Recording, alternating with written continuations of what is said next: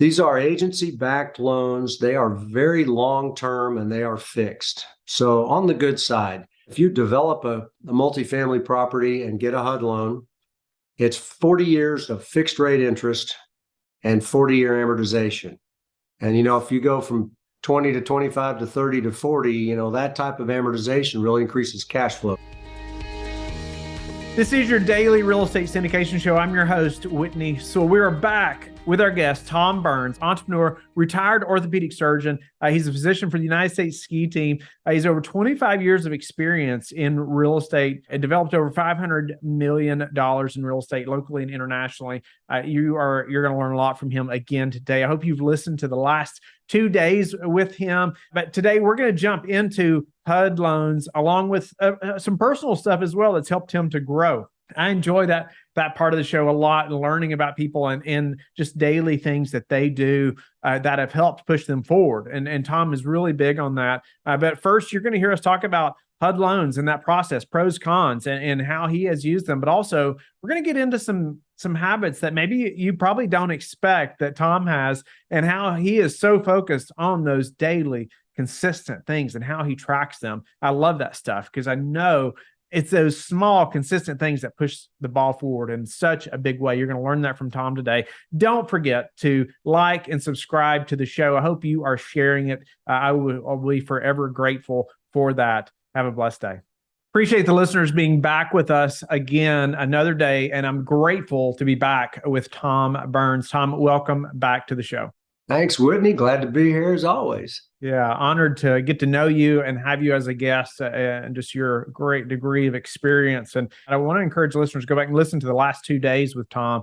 We talked about so much about passive investing and being a general partner and what you need to look for. I mean, to Tom's background while being a physician and getting into real estate and managing that. And so I just encourage you to go back and listen to the last 2 days so you can get to know Tom better and learn a lot. And today, let's dive in, Tom. I know you have used HUD loans a lot for multifamily, and I want to learn more about HUD loans.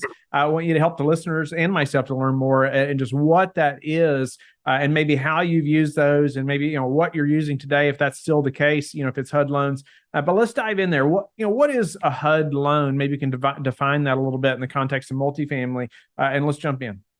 You bet. That's, so a HUD loan is an FHA HUD insured loan. So you're not getting the loan from Housing and Urban Development. It's being insured by them. There's the numbers may have changed. Last I checked, there were like 19 lenders across the country that would lend for HUD loans. So these are agency-backed loans. They are very long-term and they are fixed. So on the good side, if you develop a multifamily property and get a HUD loan, it's 40 years of fixed rate interest and 40-year amortization. And, if you go from 20 to 25 to 30 to 40, that type of amortization really increases cash flow, Whitney. And so add to that, if you develop under a HUD loan, you also get 20 months of interest only. So you get 20 months to build your property and lease it up. Then you start amortizing at month 21, and you've got 40 years after that. So that eliminates one of the variables in multifamily. It's interest rate, market, and taxes, right? Some of the things that affect multifamily. So we fix the interest rate. So they're wonderful loans, and they are very popular. Sometimes a few basis points less than some of the other agency loans, although Fannie Mae and Freddie Mac have gotten very aggressive these days, and they're competing very well. Now, on the flip side, nothing's free, right? No free lunch. It is sometimes very difficult to get a HUD loan. It's very time consuming, very document heavy, takes a long time. So it might take you 9 to 12 months these days to get a HUD loan for your development. Might take you 6 to 9 to 12 months to do a HUD refinance. So it takes time. There's multiple meetings, and at some point, you have to invest significant money into your architecture, engineering, and civil to get it to a point where HUD will actually officially give you the loan. Now, as you get more experience, you'll know that once you start spending that money, you have a 95% or more chance that you'll get the loan. But when you're spending $800,000 to $1 million to hopefully get the loan, it's nice to get it. So another downside or just difference is that if you're invested in a property that has a HUD loan, they can only distribute every 6 months. But the good news is that your sponsor, whoever he, she, or they have to get a third-party audit. So there's always a big brother looking over the sponsor's shoulder. And I think that should be a source of comfort for the investors because they're making sure the numbers are right. HUD's looking at them. Everything's spick and span, shined up, and then whatever excess surplus cash there is, we distribute. So just to wrap up, if you look, I remember I had a business partner and I said, hey, I've got this development project. It's, we got a HUD loan and all this. And he said, I would never invest in a property that I wouldn't live in myself and I said, well, that's not what this is. And point being that people think that HUD means affordable tax credits, Section 8, not nice property. I'll tell you, a lot of the beautiful Class A apartments that you drive past wherever you are in the country were financed with a HUD loan. So it's a good product. It just, has some give and take to it. Yeah. Would you say mostly for developments or any pre-existing type financing? In the multifamily world, you get a 221D4 as your development loan, and you can get a 223F, which is a refinance loan. And so you can build it with a 221D4, then later on you can refinance to a 223F, or you can buy a value add property with a bridge loan and improve maybe 10% of the property and prove up the increased rents. You can then use that 10% to amortize over the entire property, and HUD will start the process to do a 223F cash out refinance if you wish. So you can go from conventional to HUD with existing property as well. It's a nice process. It's involved, but you'll get sometimes 30 to 35 years of amortization on that cash out refinance. What about, I know you mentioned, 6 to 9 months, just, for the approval process, 800 to a million, 800K to a million possibly spent. Is it possible to spend the 800K or a million and it not get approved? It's possible, but pretty much unlikely. Because they'll tell you, and usually you get a HUD loan, at least in the past, they want you to be somewhat experienced. What's the deal? You can't get experience without a job. You can't get a job without experience. They do let new people in. They let us in as new people, but they'll give you indications. Hey, we really like this. This is great. Because they'll do their own research. They'll make sure that, we've got a feasibility study. They'll make sure there's a significant need for apartments in that area. And so you've pretty much got a good idea. After you spend about $100,000, you go to these various meetings. There's first a concept meeting. We'd like to build apartments here. They're like, okay, that looks pretty good. We like it. Go do your thing. You spend about $100,000 getting some drawings, concepts. You bring them in and they give you a kind of a go forward letter. You pretty much know you're going to get it. Something bad has to happen. So you can be comfortable spending that money. And if you spend all that money and HUD doesn't give you a loan, you can still go get another loan. It's all money that you've got to spend anyway. It's architecture, civil engineering, that sort of stuff, permits, fees. So it's all the stuff you'd spend if you were just borrowing from a bank or insurance company. Yeah, no, that's a point that I was hoping we would make there. You would make, and I'm glad you did. It's like, well, it's money that you're going to have to spend anyway for all those studies and stuff you want to know, or you're going to need to know, or have to know as you go to get debt from some source, one way or the other. What about is HUD loans something you all are still using right now, or when would you use them right now, or versus what other types of debt? We do still use it. I have transparently over the last 3 or 4 years with the speed of the market. Everybody, things just were crazy. We started utilizing more insurance company and agency debt for some of our construction, mostly actually bank and insurance company for our construction projects. Still, we do HUD and particularly now, if you got a fixed rate loan right now, it becomes valuable because interest rates are rising, right? Now, as they rise, if you can go buy a HUD loan. Another good thing about HUD loans, they're assumable. So if somebody's sitting at a 3.85 interest rate and still has 38 years left on their loan, you think, wow, what a great deal. Well, it's a great interest rate. You're still going to pay the equity gap between what HUD requires and what the property's worth. So you're going to pay a lot of equity for it, but then you'll at least have a fixed interest rate. But we're still using it. We're not necessarily initiating it on developments. We'll jump in and take over a HUD loan, either pre-stabilization or property that's got a good yield to it. We'll jump in because we're good borrowers in HUD's eyes. So it's pretty easy to get us approved. So we look at those. No, that's awesome. Would you recommend, HUD being something? I mean, you mentioned like people can get started. They got to get started somehow. It's hard sometimes with no experience, but as people are getting started as operators, is HUD something they should be pushing towards from the beginning?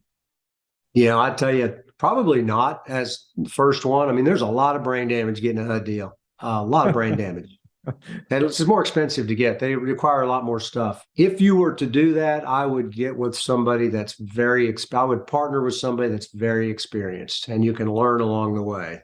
If it's just you and your partners maybe do not have HUD experience, I would go a more conventional route. I'd look to banks, insurance companies, maybe Fannie Mae, Freddie Mac. Yeah, no, that's awesome. I want to shift gears just a little bit with the last few minutes that we have together. I wanted to ask you too, from your experience and as a physician and moving into real estate, like we talked about in the first segment, what would you do different? If you could talk to Tom 30 years ago, what would you tell him? Yeah, I always answer that question. I wouldn't change anything because it's brought me to where I am and I'm very happy with my life and blessed with where I've ended up. Of course, we have ups and downs, but I might focus a little more. I'm like the poster child for attention deficit. I've done so many different things and it's all kind of ended up coming back to real estate, particularly multifamily. And I would probably do more. I was slow, deliberate, and consistent, which is a great way to go. But I would probably been just a little bit more aggressive at if one thing worked, I would probably try to multiply that and do it again because you become more of an expert and it really multiplies your efforts. And the more doors you have, the quicker your wealth and your cash flow will multiply. So, and finally, I'd probably, I know I got a mentor early. I would have, and I've got lots of them now.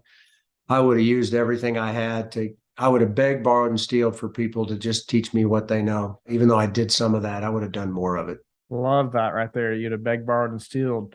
To have learned more, to gain more education early on. Practical knowledge from somebody who's been there. That would have been worth millions compounded over 20 or 30 years. Very wise right there. What about, what's your best source for meeting new investors right now or growing your investor base? It's usually networking, not contrived networking, but it's just getting out there and being with other people. So that's usually the best source.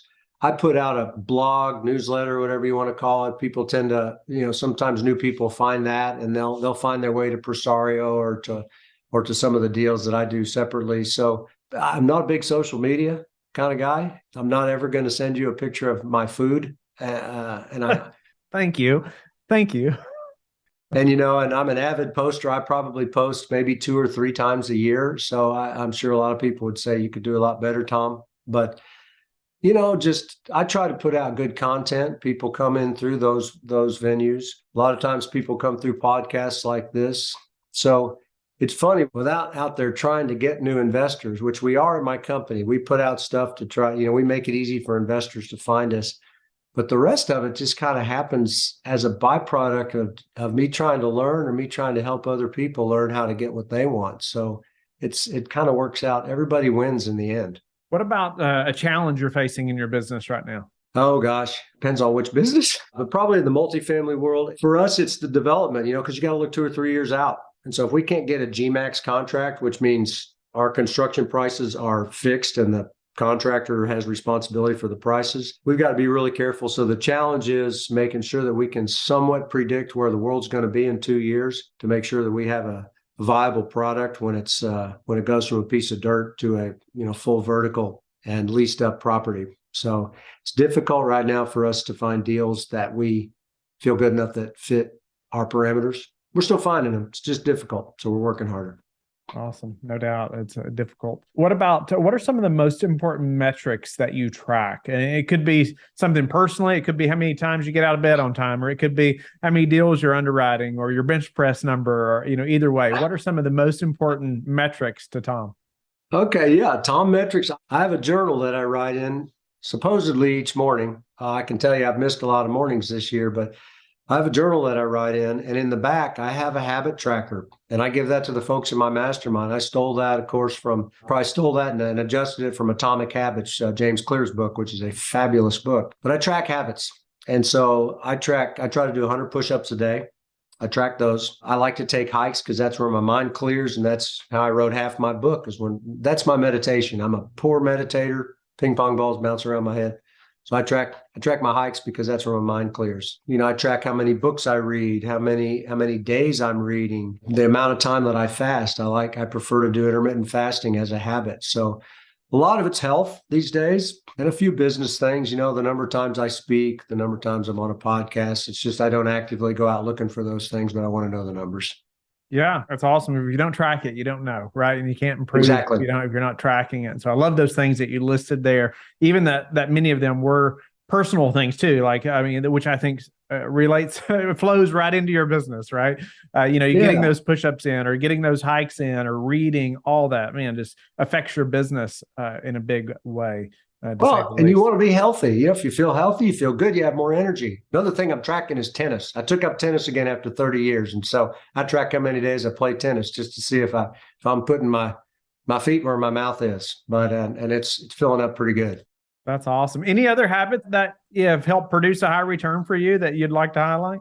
It's really that habit of persistence, occasionally, certainly some delayed gratification, but that's why I prefer daily habits as opposed to massive action. It's awesome to stand at a Tony Robbins thing and move your hands up and down, but I prefer daily small habits because they compound. So that's it. It's habit for me. It's just habit and persistence and actually doing something every day. My core values are adventure, connection, growth. And that growth thing is I want to do something every day. Makes me a little better Tom today than I was yesterday, either physically, personally, spiritually, family-wise, or in my business. That seems to work for me. I love that as well.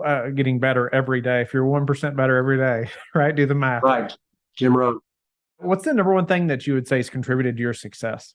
I think the people around me. I take no credit for what I've done. All I did was try to keep my knees high and my head down each day and do some work. But I've had so many good people that have helped me, taught me, partnered with me. I love people and I love hanging around with those folks. And I prefer to do things in partnership than as the Lone Ranger. So I think my network, my partners, my friends, that's the greatest wealth in my treasure chest. And I think that's what's made me wealthy and given me a life that I'm enjoying. Yeah, that's awesome. What about how do you like to give back?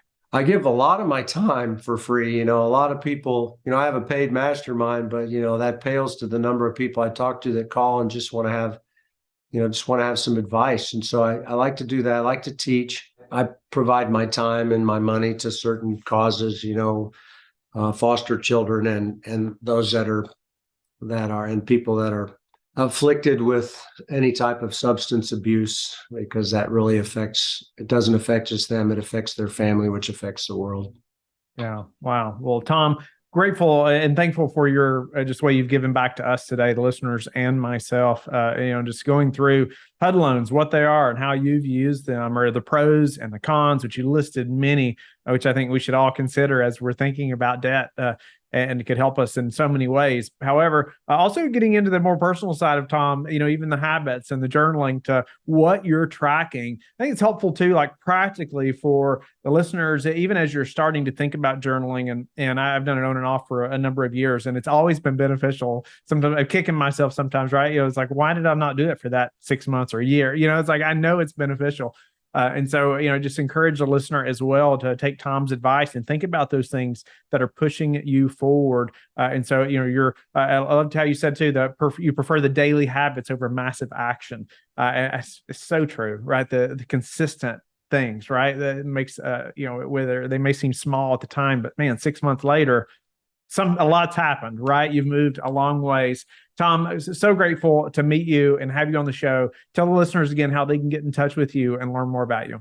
You bet. If you go to rich.life/toolkit, that'll take you to the website. It'll also get you some free gifts that'll maybe help you work on your real estate portfolio. It's stuff that's helped me over the past 30 years. So looking forward to talking to you sometime in the future. Thank you for being with us again today. I hope that you have learned a lot from the show. Don't forget to like and subscribe. I hope you're telling your friends about the Real Estate Syndication Show and how they can also build wealth in real estate. You can also go to lifebridgecapital.com and start investing today.